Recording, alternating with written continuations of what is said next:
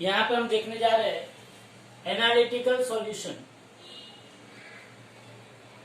Analytical solution of AC LCR series circuit. हमने तीन को, इंडक्टर को, कैपेसिटर को, रजिस्टर को, तीन को हमने क्या देखा, इंडिविजुअली देखा। इंडक्टर अलग से देखा, कैपेसिटर अलग से देखा, रजिस्टर अलग से देखा। लेकिन अब हम तीन को कंबाइनली हम देखेंगे, जिसको हम बोलते हैं एलसीआर एसी सीरीज सर्किट। क्या बोलते हैं? LCR AC series circuit. ध्यान से देखो इसको। देखो, मेरे पास एक इंडक्टर है, एक कैपेसिटर है और एक रजिस्टर है। ये तीन को मैंने एक एसी वोल्टेज सोर्स के साथ कनेक्ट किया है। ये आया V is equal to Vm sine omega t, आपका एसी वोल्टेज सोर्स। आपको पता है कि Vm मतलब मैक्सिमम वोल्टेज है, ओमेगा एंगुलर फ्रीक्वेंसी और टी टाइम है। इस इंडक्टर का इंडक्टेंस L है, इस कैपेसिटर का कैपेसिटेंस C है और इस रजिस्टर का रेजिस्टेंस R है। बोलो, इतना पता चला? तो मैं यहां पे ऐसा लिख सकता हूं, ध्यान से देखना, लिखना क्या है, ध्यान से इसको अच्छी तरीके से देखो। मैं ऐसा लिख सकता हूं कि मेरे पास जो डिवाइस है, मतलब एक ऐसा इंडक्टर है जिसका इंडक्टिव रिएक्ट, जिसका रेजिस्टेंस क्या है? 0। ऐसा इंडक्टर चूज करो जिसका रेजिस्टेंस क्या है? 0। ऐसा रेजिस्टेंस चूज करो जिसका इंडक्टिव रिएक्टेंस क्या है? 0। और मैं सी कैपेसिटेंस वाला कैपेसिटेंस लेता हूं। ध्यान से समझना, ये 3 स्टेटमेंट आपकी टेक्स्ट बुक में, एनसीईआरटी में नहीं है, लेकिन जो पुरानी गुजरात बोर्ड थी या तो पुरानी टेक्स्ट बुक थी, उसमें ये स्टेटमेंट लिखे हुए हैं। इसलिए मैं इसको लिखा रहा हूं। क्या है कि मैं कैसा इंडक्टर ले रहा हूं?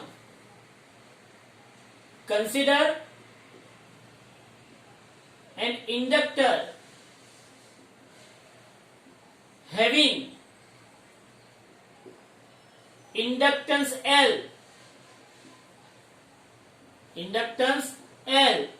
एंड 0 ओमिक रेजिस्टेंस, जिसका ओमिक रेजिस्टेंस 0 है।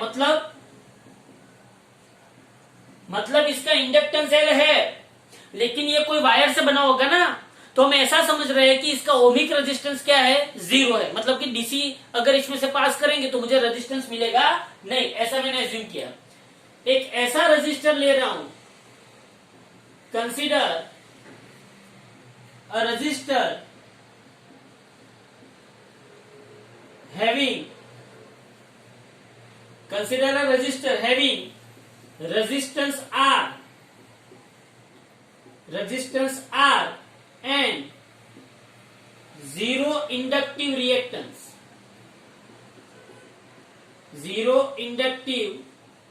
reactance, मतलब एक ऐसा रेजिस्टेंस ले रहा हूं जिसके अंदर कोई भी प्रकार की इंडक्टिव इफेक्ट क्रिएट नहीं होती है, प्योर रेजिस्टर है।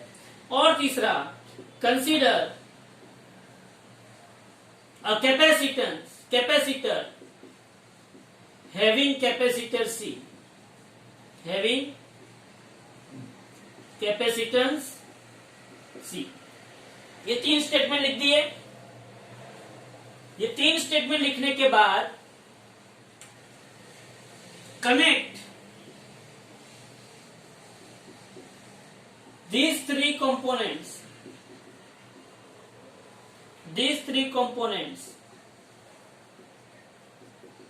L, C and R in series with AC voltage source, V is equal to Vm sine omega t. क्या ऐसा कर सकता हूं मैंने किया। V is equal to Vm sine omega t के साथ ये तीन को मैंने सीरीज में कनेक्ट किया। बोलो, इतना पता चला कि नहीं चला? अब ध्यान से समझो, मैं टी टाइम पे, कौन से टाइम पे? At t is equal to t time, समझना ध्यान से। Current passing through resistor, current यहां से मैंने सप्लाई दिया, यहां से मैंने सप्लाई दिया तो रजिस्टर में से कुछ करंट पास हुआ होगा, हाँ हुआ होगा। कैपेसिटर पे कुछ चार्ज डिपॉजिट हुआ होगा, हाँ वो भी हुआ होगा। और इंडक्टर में rate of change of current मिला होगा कि नहीं मिला होगा, क्योंकि इंडक्टर के अंदर आपको पता है E is equal to minus L d I by D T, मतलब इंडक्टर के अंदर rate of change of current जो भी बैक ईएमएफ जनरेट करता है। तो मैं ऐसा लिख सकता हूं कि at t is equal to t time, कोई एक इंस्टेंट ले लो, उस इंस्टेंट पे current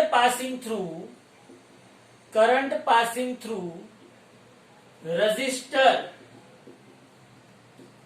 is I, charge deposited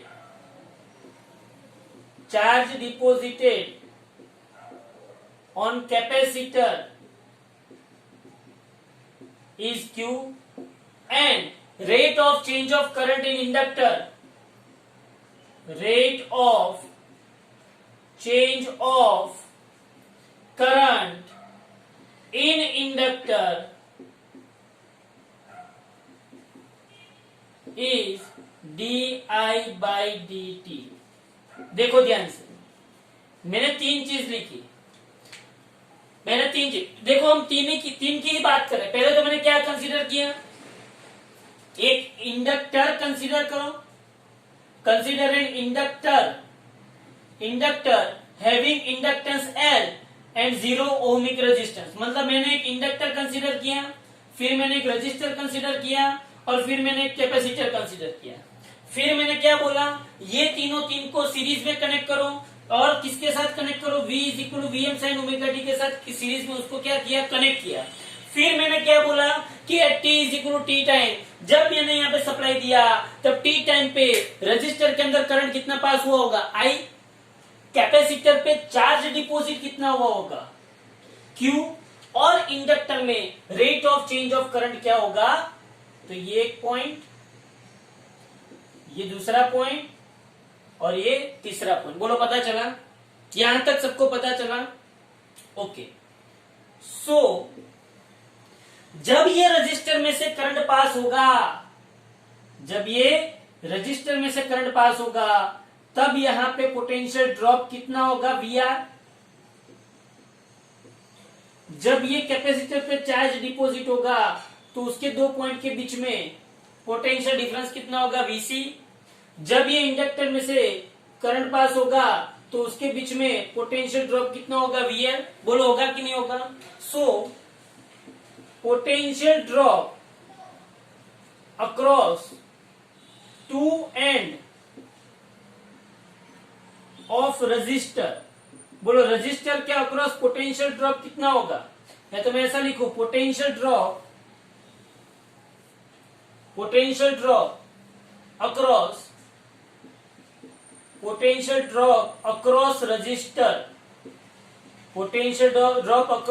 register, बोलो VR is equal to, ohms law क्या कहता है, IR। VR is equal to क्या होगा, IR। चलो, पोटेंशियल ड्रॉप अक्रॉस कैपेसिटर, बोलो कैपेसिटर पे पोटेंशियल ड्रॉप कितना होगा। तो मैं कैसा लिख सकता हूँ, VC इज इक्वल टू क्या लिख सकता हूँ मैं, Q बाई C लिख सकता हूँ। Potential drop across capacitor and potential drop, ये तो potential difference across an inductor, magnitude में अगर लिखे तो VL is equal to LdI by dt। बोलो मैं लिख सकता हूँ कि नहीं। कितना पता चला, क्या पता चला आपको कि भाई T टाइम पे रजिस्टर के अंदर करंट I पास हुआ तो पोटेंशियल ड्रॉप कितना हुआ, IR। कैपेसिटर के ऊपर Q चार्ज डिपॉजिट हुआ तो पोटेंशियल ड्रॉप कितना हुआ, Q by C।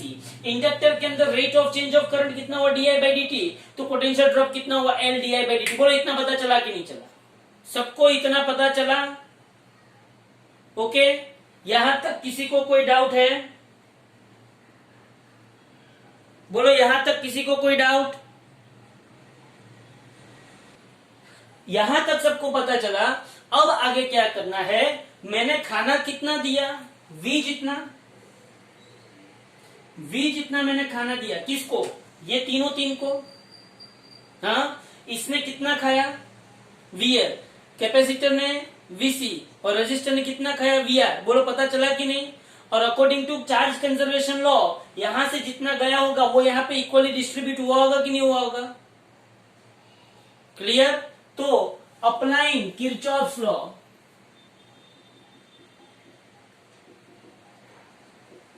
Kirchhoff's law हम ऐसा लिख सकते हैं कि V is equal to VR plus VL plus VC। बोलो इतना आएगा कि नहीं आएगा। मैंने जितना दिया उतना इन लोगों ने खा लिया। V is equal to VR plus VL plus VC। बोलो आएगा कि नहीं आएगा।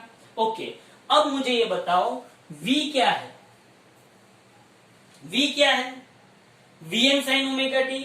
अच्छा, तो मैंने V लिखा Vm sine omega T is equal to VR क्या है, बोलो VR क्या है, IR। तो मैंने लिखा VR is equal to I into R. VL क्या है, L d by D t, और VC क्या है, Q बाई सी। बोलो यहां तक सबको पता चला कि नहीं, पता चला यहां तक। इसको इक्वेशन नंबर 1 दे दो, इसको 2, ये 3 और ये 4। तो मैं यहां पे लिख सकता हूं कौन कौन से इक्वेशन का यूज किया, वो मैं लिख सकता हूं। Equation 1, 2, 3 and 4। बोलो यहां पे पता चला सबको, क्लियर। तो आगे बढ़े। ओके, अब यहां पे देखो, but current I is equal क्या होता है, बट इलेक्ट्रिक करंट I का इक्वेशन क्या होता है, बोलो चलो। Electric current I is equal क्या होता है, dq बाई dt। होता है कि नहीं होता है। एंड di बाई dt मतलब कि d बाई dt। चलो इस I की जगह पे dq बाई dt लिख सकता हूं कि नहीं लिख सकता। तो मैंने इस I की जगह पे dq बाई dt लिखा, तो बोलो यहां पे क्या आएगा, d square q by dt square आएगा। इन दोनों को मतलब I की जगह पे क्या रखो, dq बाई dt, और di बाई dt की जगह पे क्या रखो, d square q by dt square. बोलो रख सकते हैं कि नहीं। तो यहां से हम आगे बढ़ेंगे, तो Vm, या तो ऐसा लिखिए,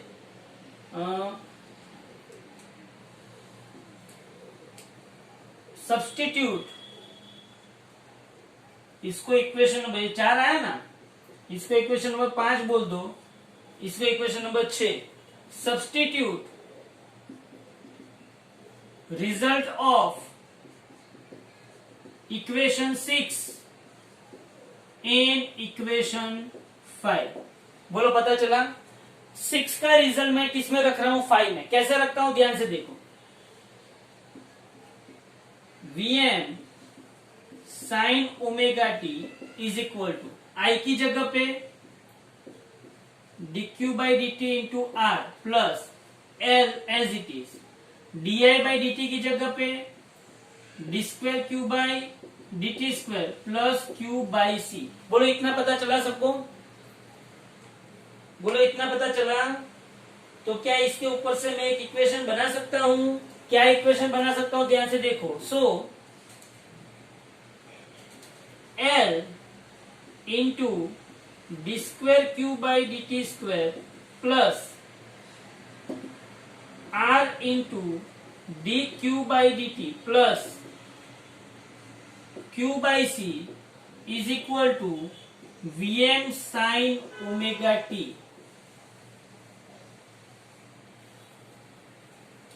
This is the second order differential equation of LCR AC series circuit। ये थियरी की शुरुआत है। ये क्या है, थियरी की यहां से क्या होती है, मतलब यही थियरी है, लेकिन आपको एनालिटिकल सॉल्यूशन पूछे तो यहां तक नहीं लिखना है। अगर यहां तक का पूछे तो आपको ऐसा बोला होगा ऐसा क्वेश्चन होगा कि derive second order differential equation, derive second order differential equation of LCR AC series circuit in terms of charge, in terms of charge. 2 mark में पूछे, इवन ओनली 2 मार्क के लिए ये थियरी है, derive second order differential equation. अब इसको second order differential equation क्यों बोलते हैं? यहां पे क्यू का 2 बार डिफरेंशिएशन हुआ। देखो, क्यू का 1 बार डिफरेंशिएशन करते हैं D Q by D T, तो मुझे क्या मिलता है? I. D Q by D T करते तो मुझे क्या मिलता है? आई। लेकिन D I by D T मतलब मैंने आई का वापिस डिफरेंशिएशन किया, तो आई का डिफरेंशिएशन करता था तो आई क्या बना हुआ है? D Q by D T.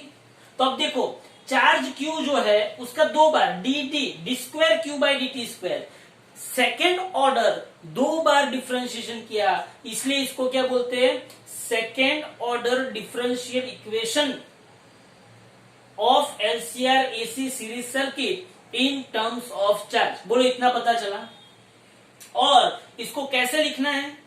तो 2 बार डिफरेंशिएशन वाली टर्म पहले, फिर 1 बार डिफरेंशिएशन वाली टर्म उसके बाद में, फिर विदाउट डिफरेंशिएशन वाली टर्म उसके बाद में, is equal to VM sine omega T. बोलो, यहां तक किसी को कोई डाउट? देखो, यहां पे मैंने क्या किया? Applying Kirchhoff's law, V is equal to VR plus VL plus VC। VR की जगह पे IR, VL की जगह पे L D I by D t और VC की जगह पे Q बाई C। यहाँ पे मैंने I की जगह पे DQ बाई डी टी रखा और DI बाई डी टी की जगह पे D square Q by D T square, सब यहाँ पे सब्सटीट्यूट किया, सिर्फ उसको अरेंज किया है। बोलो, यहां तक किसी को डाउट? क्लियर हुआ सबको? स्क्रीनशॉट ले लो। ले लिया स्क्रीनशॉट? तो आगे बढ़े। ओके, चलो आगे बढ़ते हैं। अब ध्यान से देखो, अब ये जो सेकंड ऑर्डर डिफरेंशियल इक्वेशन है, जैसा कि आप लोगों ने 11th के अंदर देखा था, 11th के अंदर आप लोगों को पता था कि d square Y by D T square plus k y is equal to 0 अगर कुछ आता था, ऐसा कुछ second order differential equation 11th में ऑसिलेशन में वेव्स में आता था, याद हो तो। ऐसा अगर कोई भी इक्वेशन आता था तो हम उसको क्या लिखते थे? याद करो, ऐसा इक्वेशन होता था d square Y by D T square plus omega square y is equal to 0। ऐसा कोई इक्वेशन होता था तो हम उसका सॉल्यूशन लिखते थे। क्या लिखते थे हम उसका? सॉल्यूशन क्या लिखते थे? Y is equal to A sine omega T plus 5, ऐसा सब हम उसका क्या लिखते थे? सॉल्यूशन। तो ये भी सेकेंड ऑर्डर डिफरेंशियल इक्वेशन है। ये डिफरेंशियल इक्वेशन y में है, जबकि ये डिफरेंशियल इक्वेशन q में है। इसका solution y is equal to आएगा, तो इसका सॉल्यूशन किसके इक्वल टू आएगा? q is equal. ऐसा अगर कोई डिफरेंशियल इक्वेशन हमको मिला था, d square Y by D T square plus omega square y is equal to 0, d square Y by D T square plus B by M D Y by, ऐसा याद करो, D square Y by D T square plus B by M D Y by D T plus K by M Y is equal to 0 था ऐसा solution. इसको कौन सा equation बोलते थे? Damped oscillation. याद करो, डैम्प्ड ऑसिलेशन का ये इक्वेशन था, याद करो, D square Y by D T square plus B by M, इसको डैम्पिंग कोएफिशिएंट बोलते थे, B by M D Y by D T plus K by M Y is equal to 0। और उसका सॉल्यूशन हम निकालते थे कि y is equal to A raise to minus B T by 2m sine omega T. तो ये उसका solution था। जैसे यहां पे डिफरेंशियल इक्वेशन y में है, किसमें है? y में। वैसे यहां पे डिफरेंशियल इक्वेशन किसमें है? q में। जैसे यहां पे हमको solution y is equal to something मिलता है, वैसे यहां पे भी मुझे कोई सॉल्यूशन उसका एज्यूम करना पड़ेगा। तो हम अब एज्यूम करने जा रहे हैं।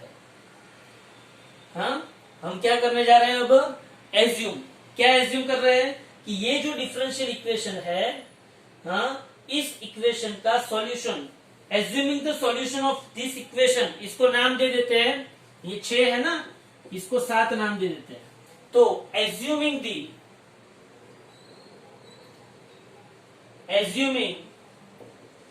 The solution of this equation, of equation 7 Q is equal Q, क्योंकि ये इक्वेशन किसके अंदर है, Q के अंदर, तो Q is equal to Q0 cos omega t plus theta.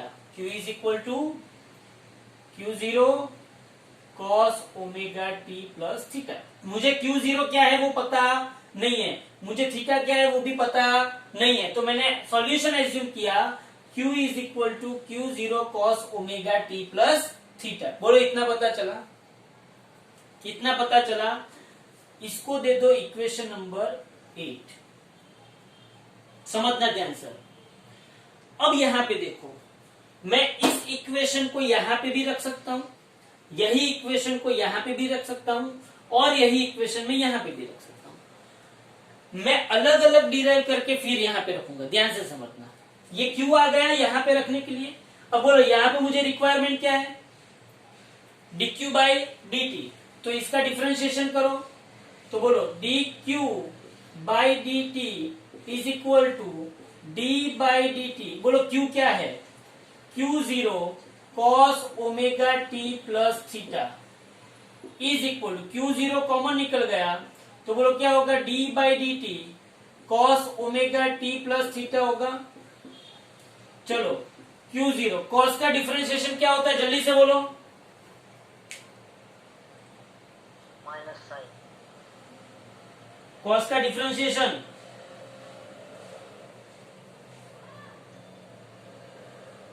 Minus sine. पक्का?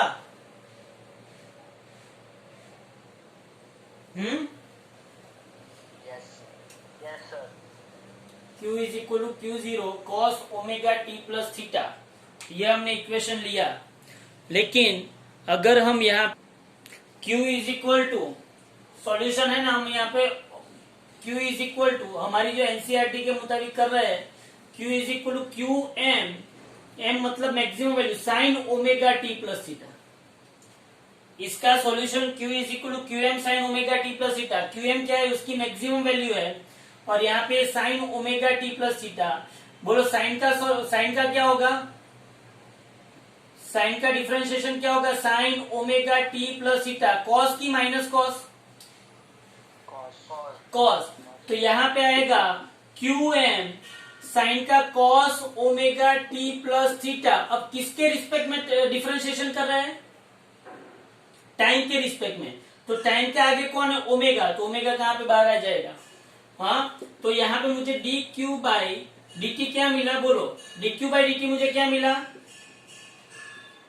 Q M omega cos omega T plus theta. इसको दे दो इक्वेशन नंबर 9। तो देखो इस इक्वेशन में रखने के लिए, बोलो क्यू आ गया आपके पास, हाँ आ गया, बोलो D Q by D T भी आ गया, आ गया। अब मुझे D square Q by D T square चाहिए, तो वापिस इसका डिफरेंशिएशन करूं। हाँ, now D square Q by D T square is equal to D by D T, बोलो sorry, D square Q by D T square is equal to D by D T into D Q by D T हो सकता है, ऐसा मैं लिख सकता हूं। हाँ, तो डी बाई डी टी, बोलो D Q by D T क्या है, D Q by D T क्या है,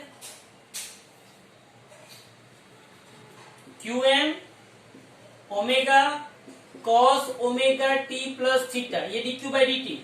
तो बोलो D square Q by D T square क्या होगा,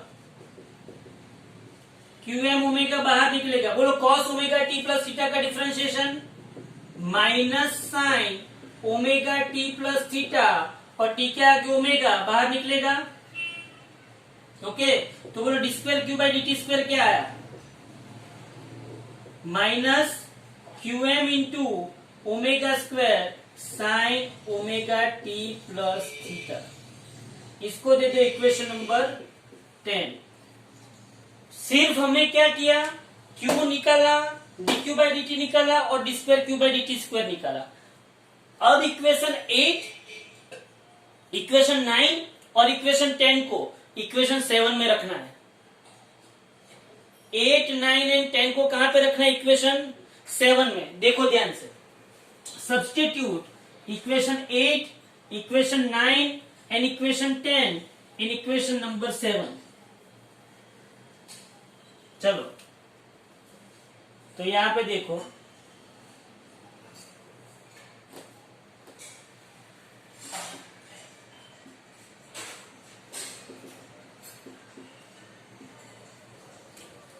substitute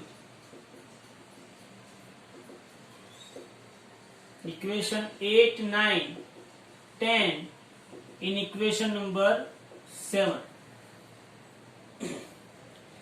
जैसे ही आप लोग समझो, चलो 8, 9 एंड 10 को इक्वेशन नंबर 7 में सब्स्टिट्यूट करो तो बोलो ये L का L as it is, d square Q by D T square की जगह पे क्या लिखेंगे, minus q M omega square sine omega T plus theta, क्या लिखेंगे, minus q M omega square sine omega T plus theta. Okay, फिर ये खत्म हो गया, फिर plus R into D Q by D T क्या लिखेंगे, q M omega cos omega T plus theta, तो यहाँ पे q M omega cos omega T plus theta. Okay, फिर क्यू बाई सी, तो प्लस क्यू क्या लिखेंगे, q M sine omega T plus theta by C is equal to, सामने क्या आया, V M sine omega t.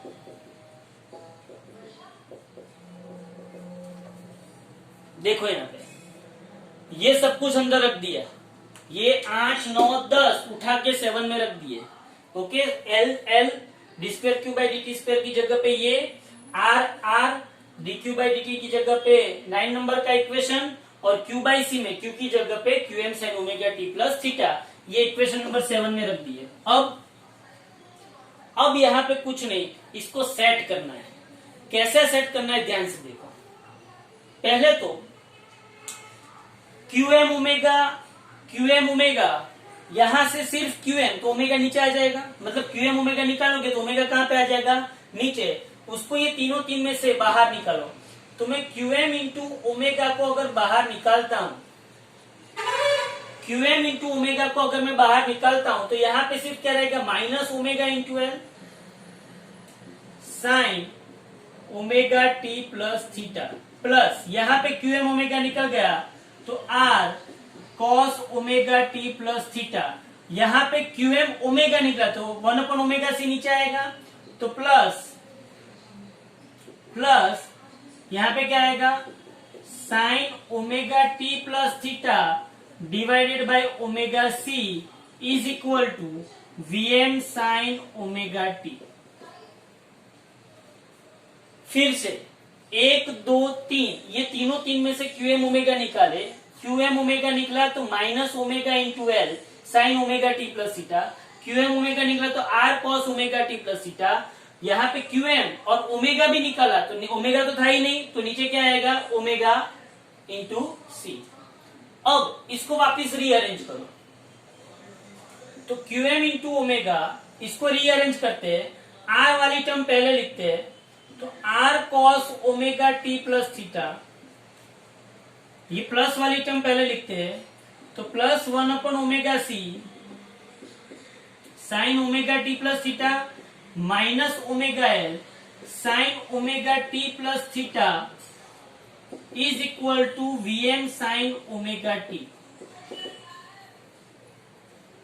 अब यहां पे देखो, मैं इसको ऐसे लिख सकता हूं, Q M into omega R cos omega T plus theta plus इन इसमें से और इसमें से sine omega T plus theta common निकल जाएगा, तो यहाँ पे क्या आएगा, 1 omega C minus omega L sine omega T plus theta is equal to V M sine omega T. बोलो इतना पता चल रहा है, हाँ, इज इक्वल टू क्या आएगा, V M sine omega t. अब यहां पे देखो, यहां तक का पता चले फिर हम आगे बढ़ते हैं। देखो ध्यान से, आपको याद होना चाहिए, क्या याद होना चाहिए आपको, कि but omega L is equal to XL is equal to inductive reactance और 1 omega C is equal to X C is equal to capacitive reactance. बोलो, बोला था कि नहीं बोला था, 1/ωc क्या है? Capacitive reactance. 1/ωc is equal XC और 1/x और ओमेगा इज इक्वल XL। तो यही इक्वेशन हम कैसे लिखेंगे? यही इक्वेशन अगर लिखना है तो QM omega R cos omega t plus theta plus XC minus XL sine omega t plus theta is equal to VM sine omega t। Clear? यहां तक का क्लियर हुआ? तो हमने ये पूरा का पूरा इक्वेशन XC और XL में ला दिया। ओके, अब यहां से नई कहानी स्टार्ट होती है। पहले यहां तक का स्क्रीनशॉट ले लो जल्दी से। अब यहां पे देखो, तो ये इक्वेशन मेरे पास आ गया QM omega R cos omega t plus theta plus XC minus XL sine omega t plus theta is equal to VM sine omega t। अब ध्यान से सुनो, क्या करना है?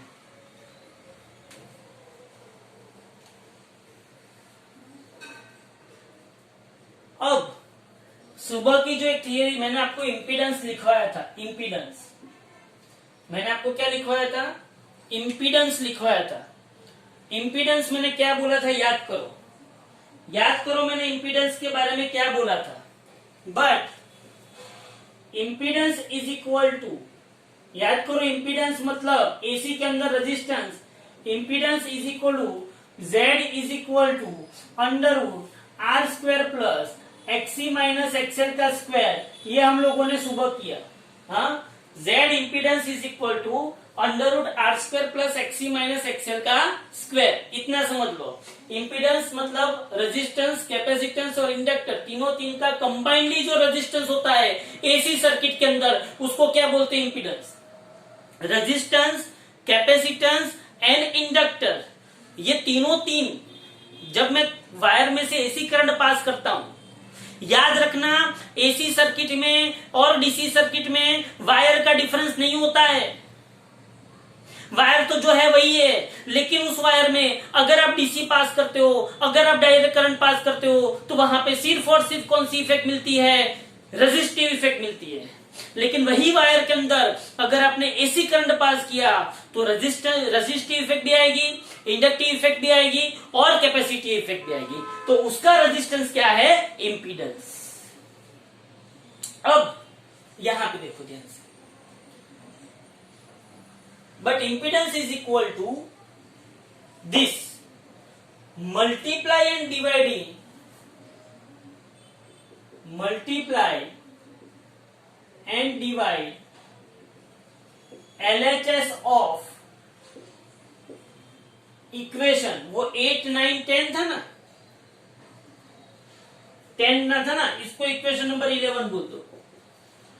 Multiply and divide LHS of equation 11, LHS of equation 11 by Z से मैंने इस LHS को मल्टीप्लाई भी किया और डिवाइड भी किया। कैसे? यहां पे देखो,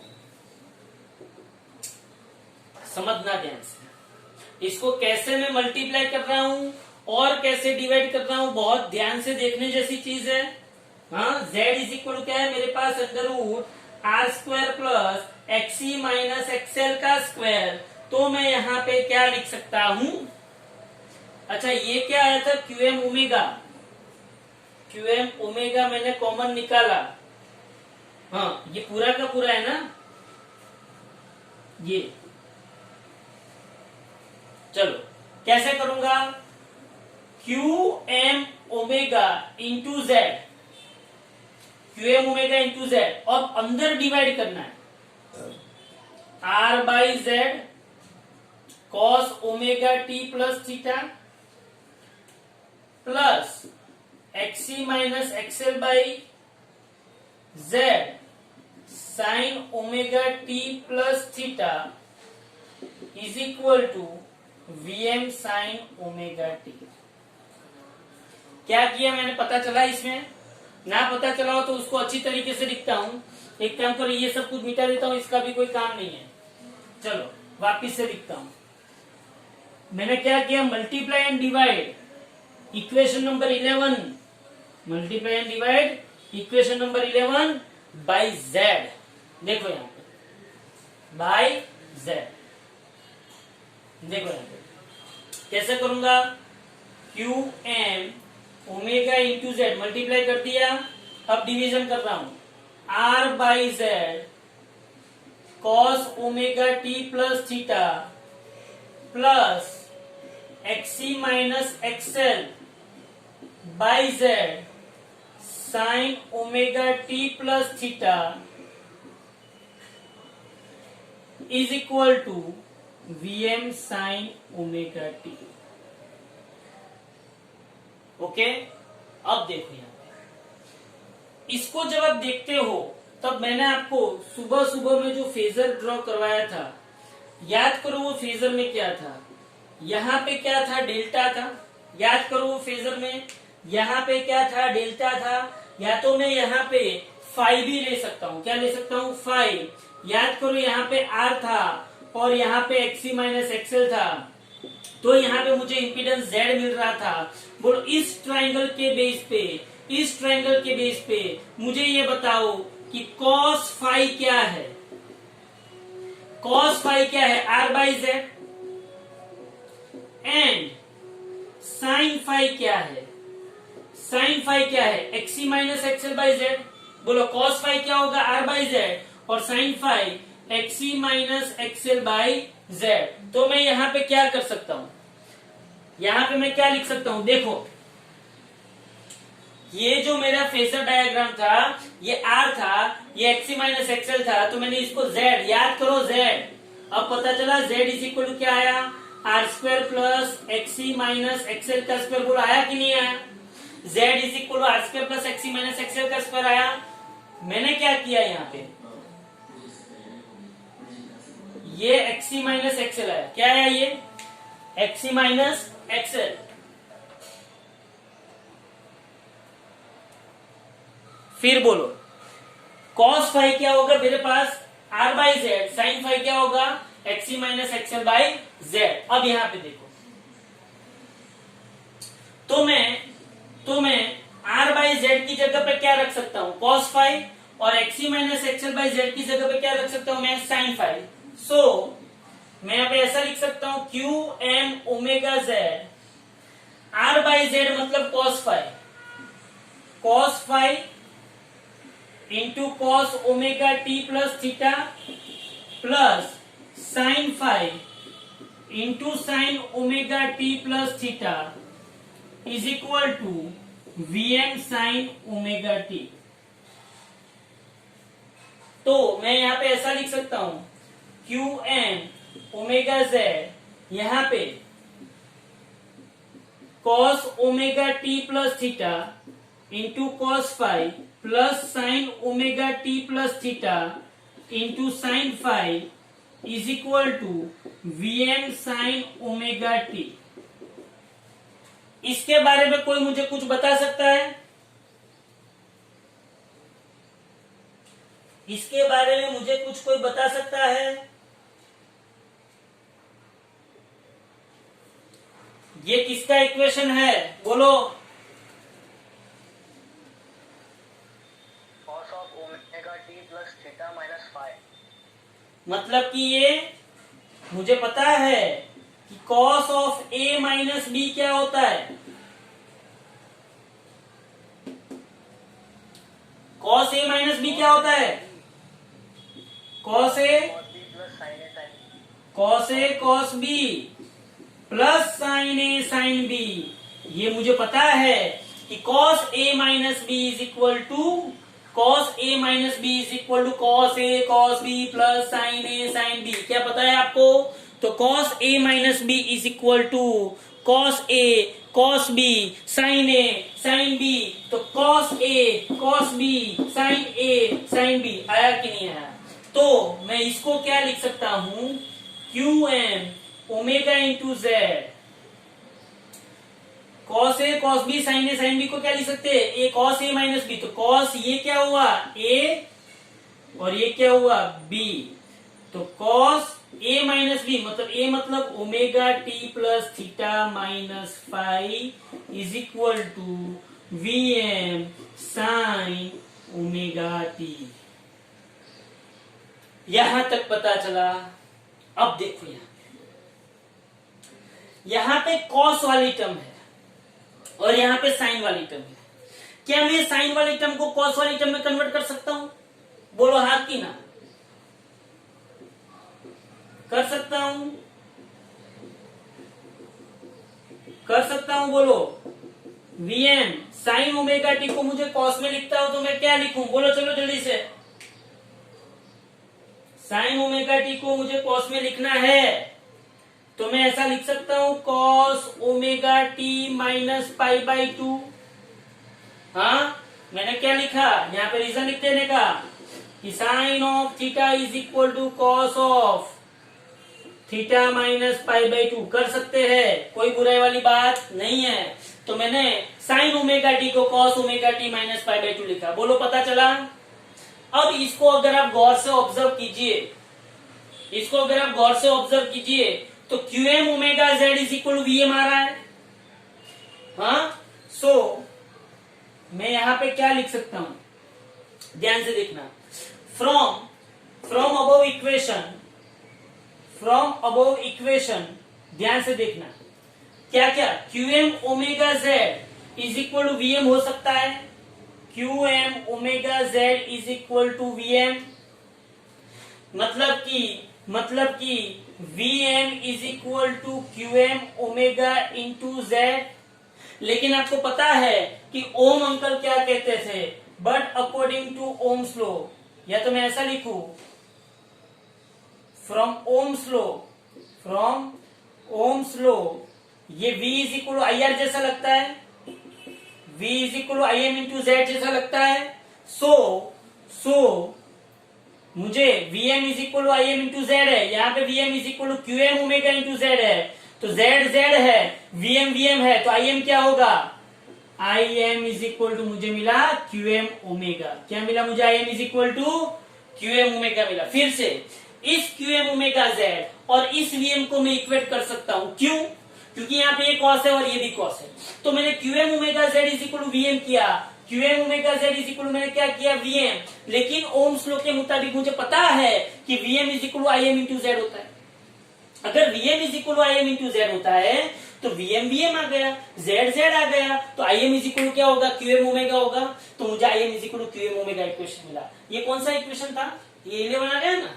हाँ, इसको ये आगे काम आएगा, इसलिए इसके अभी आगे बहुत है। हाँ, छोटी सी थियरी आगे बहुत है, तो ध्यान से सुनो। तो ये Im इज इक्वल टू क्या है? QM ओमेगा है। और साथ में एंड मैं और क्या लिख सकता हूं? ये कॉस है, ये कॉस है, तो कॉस की आर्गुमेंट और यहां पे भी कॉस की आर्गुमेंट में इक्वेट कर सकता हूं। तो and omega T plus theta minus five is equal to, यहां पे क्या लिख सकता हूं मैं? Omega T minus five by two. हाँ, क्या omega T plus theta minus five. Cos की आर्ग्यूमेंट क्या है? Omega T plus theta minus five, omega T plus theta minus five is equal to, यहां पे कॉस की argument omega T minus five by two. ये omega T और ये omega T गया, तो मुझे मिला theta minus five is equal to minus five by two. तो मुझे इस theta minus five is equal to minus five by two में थीटा इज इक्वल मुझे क्या मिला? Pi by two plus five. इसको दे दो इक्वेशन नंबर। इतना सारा करके, इतना सब कुछ करके मुझे दो इंपॉर्टेंट इक्वेशन मिले। Im is equal to Q M into omega and theta is equal to pi by two plus five. ये दो ही इक्वेशन मुझे चाहिए थे। रियलिटी में मेरा एम यही था। हाँ, अब आगे बढ़ते हैं। मुझे Im मिल गया और दूसरा मुझे क्या मिल गया? थीटा मिल गया। क्या मिल गया मुझे? Im मिल गया और थीटा मिल गया। हाँ, Im मिल गया और थीटा मिल गया, बराबर है।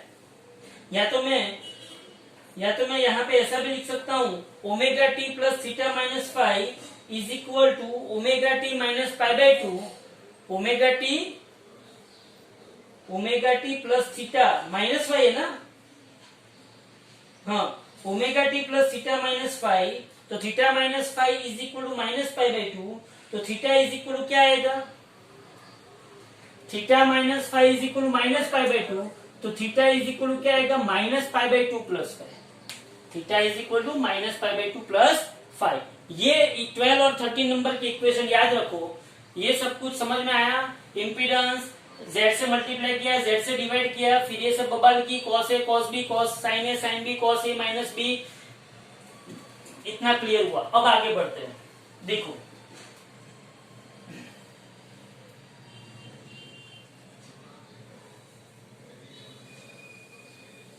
मुझे मेनली ये दो चीज मिल गई, ये दो चीज मुझे मिली। क्या मिली मुझे, बोलो।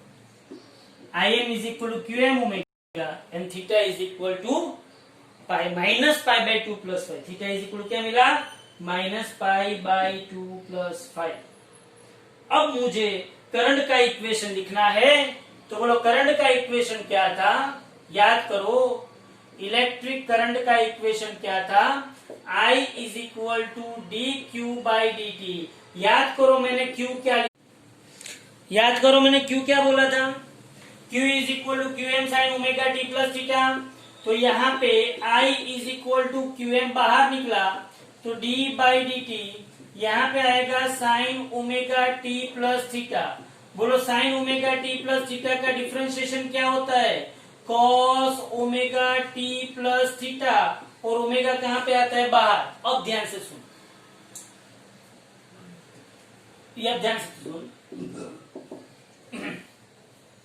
आई एम ओमेगा क्या था, क्यू एम ओमेगा क्या था, क्यू एम ओमेगा क्या था, आई एम था।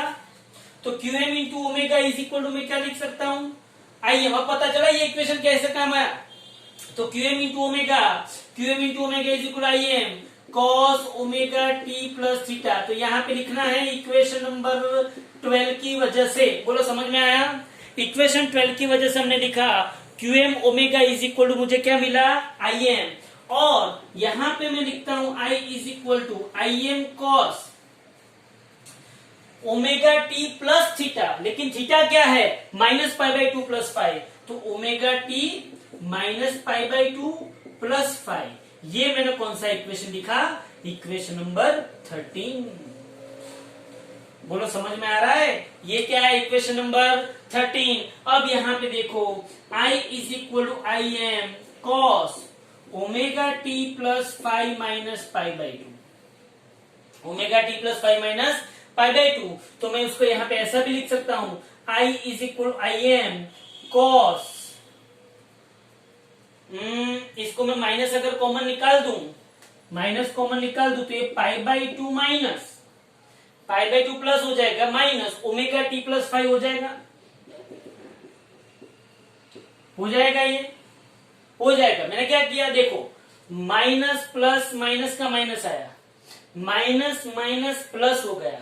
बट आपको पता है कि cos is an even function, तो cos of minus theta is equal क्या होता है, cos थीटा, क्योंकि cos कौन सा फंक्शन है, इवन फंक्शन है।